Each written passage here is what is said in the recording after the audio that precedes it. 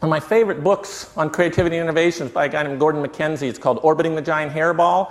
Anybody ever read this book? Not too many. Currently out of stock at the Stanford bookstore, in case anybody's interested in like dashing over there to get it. But anyhow, Gordon MacKenzie, great guy. He was an artist. He worked most of his career at Hallmark Cards, but he's an artist, and he made these really funky but fun sculptures he welded together out of rusted steel. And what he would do is he spoke to a lot of school groups, and I mean grade school groups. And so he'd go, and he was prepared to do what I'm not sure I would be prepared to do, which is he was prepared to speak to each class individually.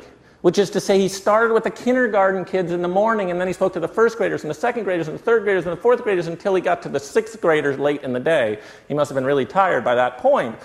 But he asked them, he started the same way with all of the groups. He started the same ways, and he said, look, I'm an artist. And I love to be around other artists. And he says, I look at your walls, and you've got art on the walls, so there must be artists here. He says, anybody here an artist? Right? And he's asking the kindergartners, right?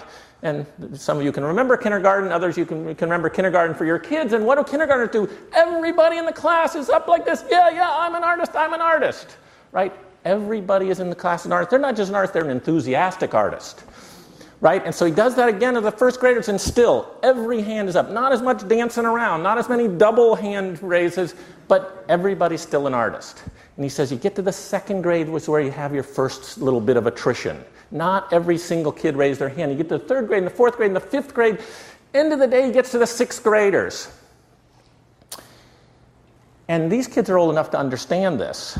He asked the question about who's an artist, and when he asked the question of the sixth graders, there's only two hands go up. And the kids raising their two hands, they're looking around, kind of nervously to see if they're going to be judged by their peers.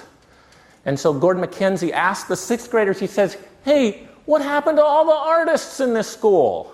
He said, all the other artists transfer out? He said, do all the other artists go to art school? He says, I don't think so. He said, I think something much worse. He said, I think someone or something has told you it's not okay to be an artist. And he said, if you don't remember anything else I say today, he said, I want you to go home and remember it's okay to be an artist. And so this is part of my message today.